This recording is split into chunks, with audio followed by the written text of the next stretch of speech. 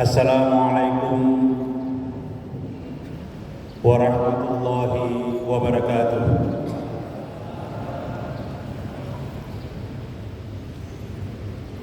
Alhamdulillahirabbil alamin wal 'aqibatu lil muttaqin wassalatu wassalamu ala asyrafil anbiya'i wal mursalin wa ala alihi wa sahbihi ajma'in, amma ba'd. Alhamdulillah, pagi hari ini kita baru menyelesaikan suatu kewajiban kita sebagai orang yang beriman, yaitu sholat zuhur secara berjamaah.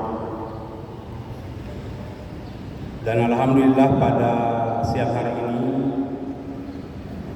saya sebagai diamanahi untuk membawakan kultum setelah sholat zuhur. Terus terang saja, saya merasa beban ini sangat berat. Sampai-sampai tadi pagi itu saya WA ke seluruh pimpinan Fakultas Tarbiyah dan Keguruan, siapa yang bisa naikkan saya karena saya lagi krisis ide. Kenapa krisis ide? Karena setiap hari kita dengarkan kultum, semuanya pandai memilih kata dan bermain dengan logika. Sementara saya tidak berada pada posisi pandai memilih diksi dan bermain logika. Inilah yang membawa beban bagi saya. Apalagi berbicara kepada orang yang sering saya sekali untuk bermain-main. Tapi satu kesyukuran saya, ahli bermain diksi dan logika hari ini gak hadir, yaitu Pak Rektor. Mudah-mudahan cepat sampai di Bone sehingga beliau tidak tahu apa yang saya sampaikan. Melanjutkan dengan ceramah tarawih saya pada malam ke-9 yang lalu, bahwa puasa Ramadan itu kalau dilihat dari segi dimensi dan fungsi itu multidimensi dan multifungsi. Sehingga Imam Al-Ghazali membagi puasa itu kepada 3 bagian. Yang tingkat minimalisnya adalah puasa yang hanya menahan makan dan minum dan menahan syahwat kemanusiaan atau biologi, yang oleh Imam Al-Ghazali menyebutnya dengan shaumul batan wa shaumul faraj. Saya sudah bahas waktu malam ke-9. Puasa yang setingkat lebih tinggi daripada puasa minimalis ini adalah puasa selain menahan lapar dan menahan haus, juga ditingkatkan kepada panca indera dan anggota badan, yang biasa beliau istilahkan dengan shaumul jawarih. Dan puasa yang paling tinggi tingkatannya adalah puasa yang dilakukan oleh orang selain menahan lapar dan menahan haus dan nafsu pikiran, akal pikiran, tetapi dia sudah masuk kepada bagaimana mampu mengunci panca indera, pemikiran, perkataan dan perbuatannya dengan satu target utama, yaitu bagaimana bisa mendapatkan ridha Allah Subhanahu wa taala. Dan ini oleh Imam Al-Ghazali menyebutnya sebagai shaumul qalb, puasa hati. Puasa yang hanya betul-betul mencari ridha Allah Subhanahu wa taala. Hari ini saya coba akan lanjut kepada multifungsi puasa, di mana puasa itu kalau kita kembali menengok beberapa ayat dalam Al-Quran maupun hadis Nabi SAW, bahwa ternyata puasa itu diperuntukkan untuk orang yang beriman. Berarti puasa dalam hal ini dia berfungsi sebagai konfirmatif.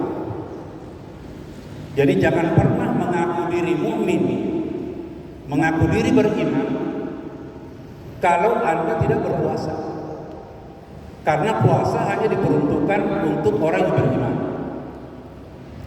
Dan target puasa dalam bentuk konfirmatif ini adalah target minimalis. Artinya apa?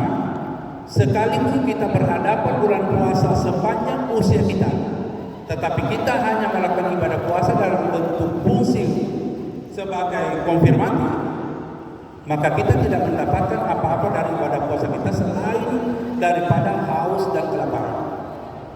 Makanya Nabi mengatakan kami shaimin laisa lahu min siyami illal ju' wal 'atas. Betapa banyak orang yang berpuasa tidak ada yang dia peroleh dari puasanya kecuali lapar dan haus. Yang kedua adalah puasa berfungsi sebagai purifikatif. Artinya puasa mampu menjadi pengendali yang dalam istilah agama biasa disebut dengan tiryaq.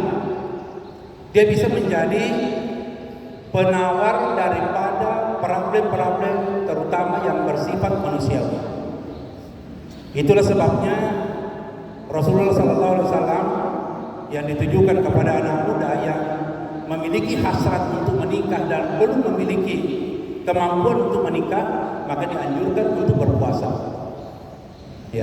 Ya masyarakat syabab man istata'a minkumul ba'ata falyatasawwaj karena fa innahu aqaddu lil basari wa ahsanu lil farji wa man lam yastati' alaihi bis-shaum.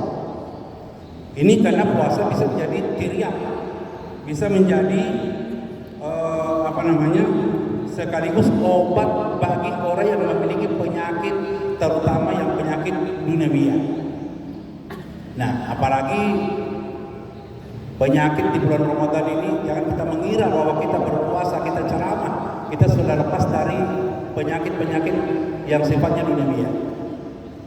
Banyak di antara kita yang mungkin mencoba ingin bagaimana bisa meningkatkan keimanan dengan mengambil job ceramah misalnya paling banyak. Tetapi apa yang terjadi? Setelah ceramah yang diperbincangkan adalah amplopnya. Maka dalam kondisi seperti ini itu dipertanyakan kualitas puasanya. Apalagi kalau sampai memilih-milih. Ya kalau di masjid yang tinggi menaranya berarti oke-oke aja. Tapi kalau masjid yang rendah menaranya, maka dia tidak akan menerima orderan itu. Berarti dipertanyakan tingkat keimanan dan pelaksanaan puasa yang dilakukan. Mudah-mudahan di tempat ini tidak ada, karena hampir semuanya adalah penceramah. Yang ketiga adalah, ini yang pertama kalinya saya ceramah, Pak. Betul-betul saya mencatat, saya membaca, karena itu tadi pertama saya lihat postingan dari pengurus, wah ini bahaya ini. Nah apalagi tadi oleh MC tarbiyah besar dan kebesarannya menambah beban saya. Ingin rasanya saya menyimpulkan baru turun, ya. Tapi nggak apa-apa lah, bertahan aja. Yang ketiga adalah fungsi iluminatif. Ya, jadi fungsi iluminatif ini adalah puasa dapat membuka cakrawala pemikiran, cakrawala keilmuan seseorang. Makanya biasanya kalau ada orang yang mau mencari ilmu laduni, itu biasanya diawali dengan puasa. Karena bagi orang yang berpuasa, itu dapat membuka tabir keilmuan dan mendekatkan diri kita kepada pemilik ilmu. Jadi makanya orang yang rajin berpuasa, itu biasanya panca indera keenamnya lebih berfungsi, lebih mampu merasakan perasaan orang lain, lebih mampu melihat sesuatu yang akan datang sekalipun bagi orang lain belum terbuka tabir itu. Tapi bagi orang yang melakukan puasa dengan sebenar-benarnya untuk takarrub ila Allah, maka baginya itu memiliki kemampuan untuk bagaimana dia bisa membuka tabir-tabir keilmuan itu. Kemudian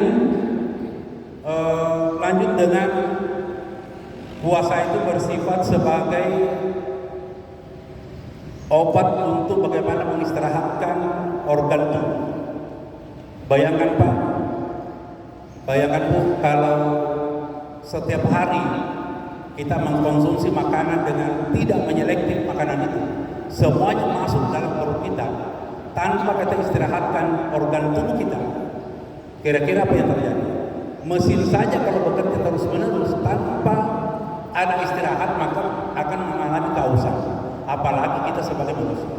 Nah, itulah sebabnya dalam dunia medis bagi orang yang mau dioperasi itu dianjurkan untuk berpuasa agar supaya organ tubuh itu memiliki waktu untuk istirahat sekaligus mensuplai tenaga kepada organ tubuh terutama yang akan mengalami respon tajamnya pisau operasi.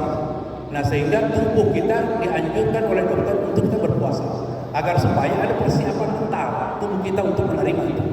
Nah, bagi orang yang melakukan ibadah puasa dengan baik, maka baginya itu mendapat kesehatan yang paripurna sama dengan yang dianjurkan oleh Rasulullah SAW.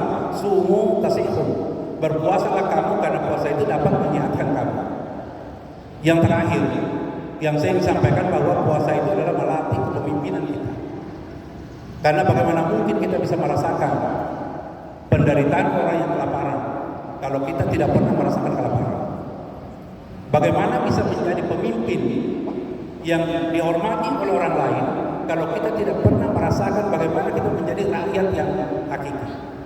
Itulah sebabnya Rasulullah SAW di waktu kecil itu dilatih kepemimpinannya dengan mengembala kambing. Ini saya terinspirasi kemarin dengan cara main seserau, karena sebenarnya saya protes kalau selalu kambing itu jadikan kambing hitam Pak seserau. Setiap ada yang sifatnya negatif selalu kambing hitam. Kemarin yang kena sampel dari seserau ada seorang pengembala kambing yang nantinya adalah ingkarus zakat, namanya siapa kemarin Pak? Salah Pak, pengembala kambing lagi. Padahal pengembala kambing itu banyak hikmah yang harus kita petik.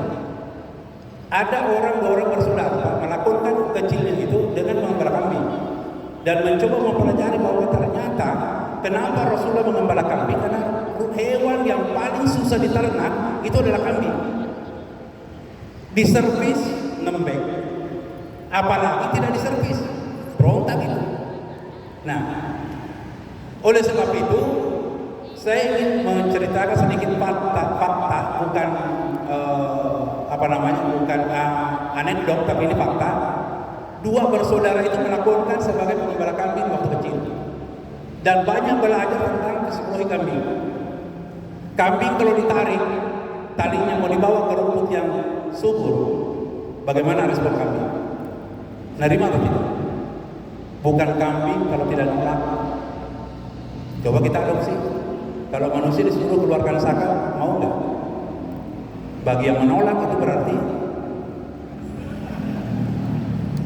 ya. Yang kedua adalah di mana tempat terlarang selalu kambing itu melanggar. Nah, jadi kalau ada manusia yang suka melanggar berarti bukan saya yang bilang ya. Berarti setiap larangan, kalau ada kebun yang tandus tidak ada rumput di dalam tapi dipagari oleh orangnya, bukan kambing kalau tidak menolak masuk. Berarti kalau ada orang yang suka mendekat-dekat atau bermain dengan larangan, berarti dia berbentalkan sama dengan yang ketiga. Kambing itu adalah hewan ternak yang memiliki komunitas, memiliki pemimpin. Kalau mau menundukkan komplotan kambing, tundukkan pimpinannya. Dulu dua bersaudara itu ada kambingnya yang menjadi ketua gengnya, dia beri nama Tony, warnanya hitam. Tony ini kalau mau dikasih turun makan anggota kambing yang lain, tarik aja Tony masuk ke sawah yang ada airnya. Kalau sudah turun Tony, maka yang lain sudah turun. Hari ini dua bersaudara itu ada depan bapak-bapak dan ibu. Jadi filosofi kambing itu bukan fiktif tapi bukan fiktif tapi fakta, bukan cerita, tetapi ini adalah penelitian yang dilakukan langsung oleh penelitinya dan sehingga mampu menjadikan ibrah terhadap ternak kambing itu, sehingga masih mampu berdiri di podium ini sekalipun tekanannya cukup berat karena bermentalkan pengembala kambing yang tahan terhadap bantingan, terhadap sifat berontaknya kambing. Karena ketika pemimpinnya ditundukkan maka seluruhnya akan ikut tunduk. Inilah mungkin yang sempat saya sampaikan. Maaf saya tidak mengatakan kita adalah kambing. Saya hanya mengambil ibrah dari hewan ternak yang selalu dikambing hitamkan, terutama dari Pak Kiai Rauf Mohon maaf atas segala hilaf. Wallahu muwaffiq ila aqwamit thoriq. Assalamualaikum